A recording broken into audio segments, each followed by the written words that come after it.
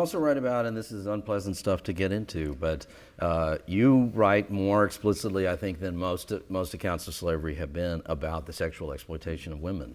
Now, when I was a kid and you'd go on a tour of an antebellum house somewhere in the Mississippi Valley, there'd usually be no reference to physical relations between the owners or white people and the slaves, but sometimes the tour guide would cast off some playful reference to the part of the plantation where sometimes the young men of the plantation or the sons of the owner, sometimes they would end up down in the quarters, and that's how a light-skinned baby would come to pass. And there was something kind of humorous about it, and it was this modest little thing that had to do with when young men got too drunk and went to excess on a Saturday night.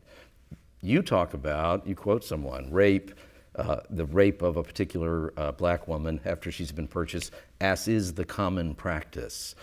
You say slavery's frontier was a white man's sexual playground. Yeah.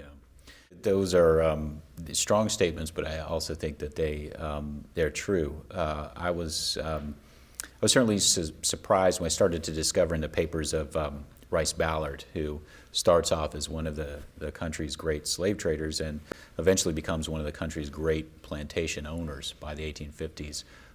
The operations he owns are producing 10,000 bales of cotton a year. I was surprised to discover the great degree of frankness with which he and his business partners wrote about enslaved women, and particularly the light-skinned ones who were sold as a kind of symbol of sexual prowess, if you will, marketed as such in certain ways. I was surprised by the degree of frankness to which they talked about all of that and talked about their own escapades and assaults, sexual assaults on women, and just the way in which they accepted this as part of the attraction, the frills of the trade, the ways in which commodities, who were human beings, were marketed as sexual commodities. And this was certainly one of the most depressing parts of the research, as you can imagine.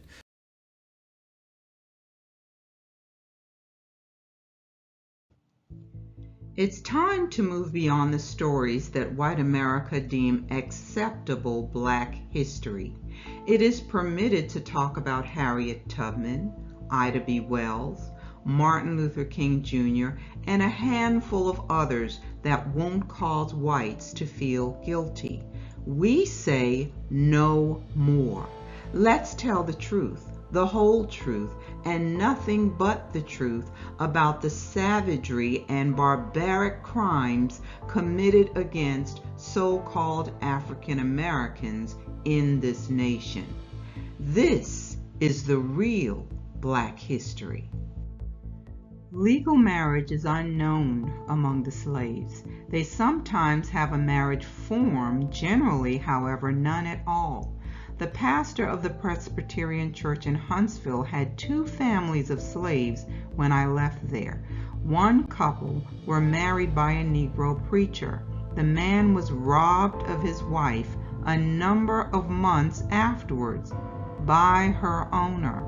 The other couple just took up together without any form of marriage.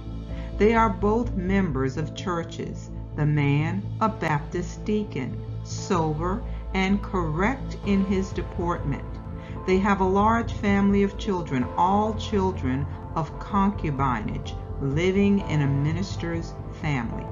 If these statements are deemed of any value by you in forwarding your glorious enterprise, you are at liberty to use them as you please. The great wrong is enslaving a man. All other wrongs are pygmies compared with that. Facts might be gathered abundantly to show that it is slavery itself and not cruelties merely that make slaves unhappy.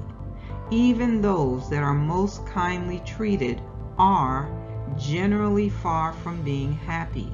The slaves in my father's family are almost as kindly treated as slaves can be, yet they pant for liberty. May the Lord guide you in this great movement.